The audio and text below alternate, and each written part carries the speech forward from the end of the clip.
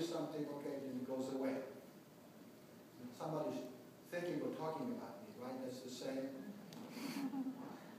So most of us, when you say, have you had any experience with any sounds in your ears, people would say yes. But we know 50 million people raise their hands saying that I have tinnitus.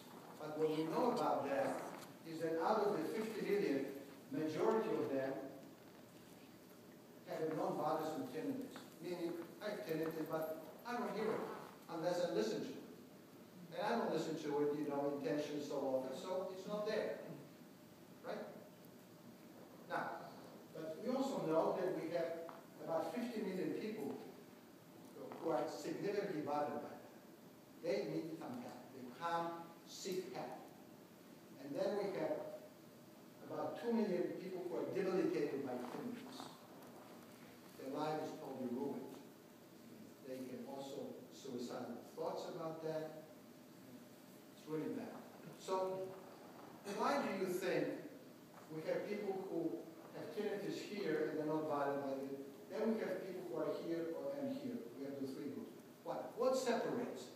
What is it, okay, that separates people from this group into this group and into this group? What's the factor there? What would make sense? What's that? Weeds. What? Weeds. Weeds. Never thought about it this way, but they, in some way, no, they don't have to have weeds now. But, yes. I can't stop thinking about the limbic system, but it seems to me that would maybe make everyone You're just ruining my, wait. It would appear, now let me ask you this. Okay. Would it make sense if the sound here was soft? And here was louder, and here very loud. Would that make a difference in terms of people being here, here, and here?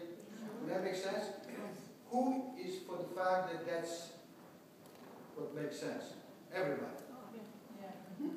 Some people kind of hesitate, or some people basically are always on the fence.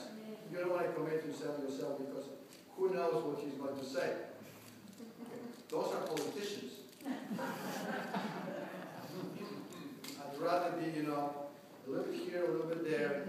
You never know which way it's going to win, it's going to blow. Right? So this is what we thought. So we started to measure, and there are ways of measuring. So what we found, that tinnitus in this group, when we measure the volume of that, is anywhere between 2 to 20 units. We measure in decibels. 2 to 20 units. If that's the case in this group, 2 to 20 units, how many units is going to be here? What's that? I'm sorry. In this group, is it going to be more than 2 to 20? Yeah. 30, 40? At least more. 50, 60? 50, 60? How many of you are for 50, 60?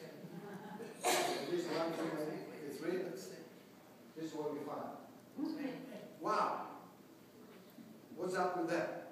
And how, okay, and what was the number here? What was the number here? 100? 200? Million? 2 million. Anybody? Okay. 1 million going once, 1 million going twice. 220. 2 to 20. Wow. That was just an unexpected discovery. Nobody expected it.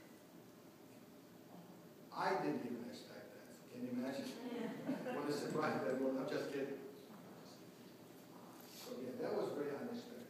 But what it meant is that it's not the volume of the sound that's responsible for that. So what else can be responsible for that?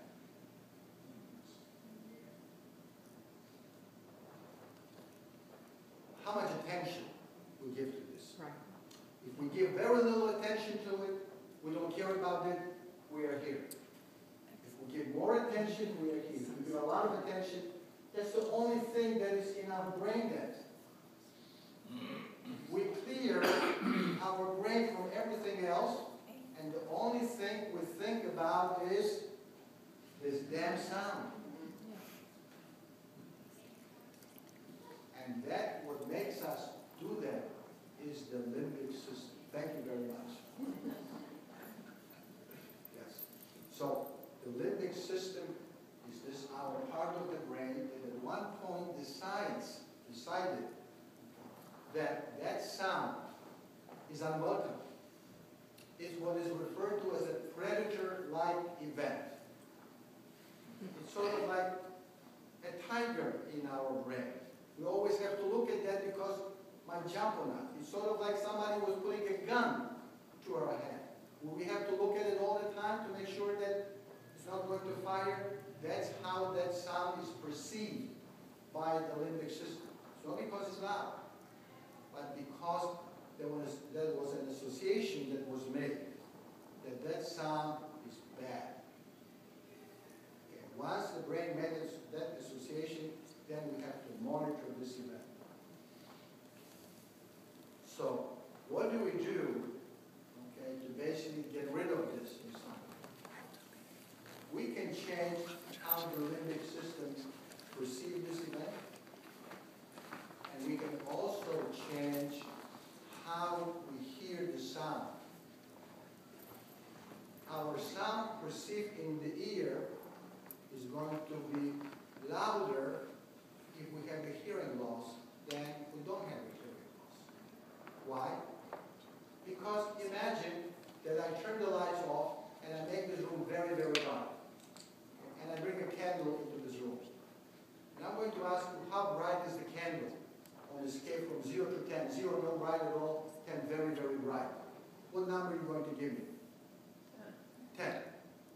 In a room like this, the same candle, what number are you going to give me? 1. Less. Against the sunlight, when you say, I don't see any candle. The same candle, what changed? The environment. How bright is the room? When we have a hearing loss, that candle, that tinnitus, is in a dark auditory room. You follow what I just said? Brighten your auditory room. How you can brighten your auditory room? White noise. What's that? White noise.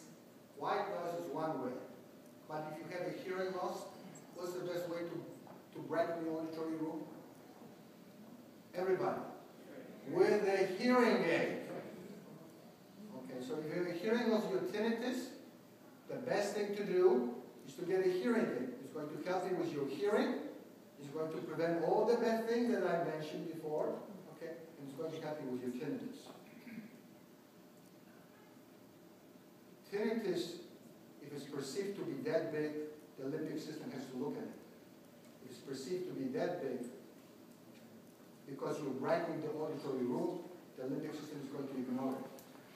And it's going to become an irrelevant event.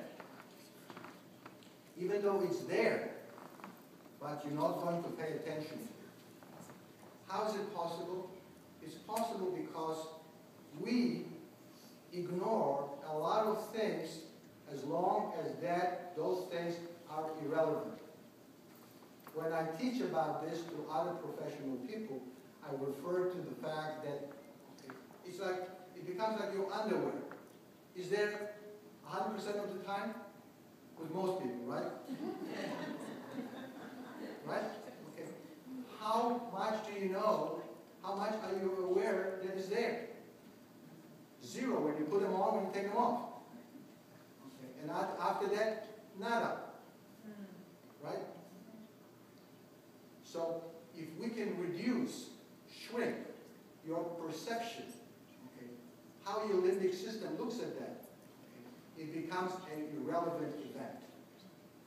And it becomes irrelevant event, it's like your underwear. It's like the chair you're sitting in and you don't feel the chair. It's like, earrings, ring that you wear, your shoes, your clothing, whatever. Okay, it's there, but it's not there. The fact that it's 100% there does not mean that you have to hear it, feel it, see it all the time. It's only when it's important. If it ain't important, it ain't there.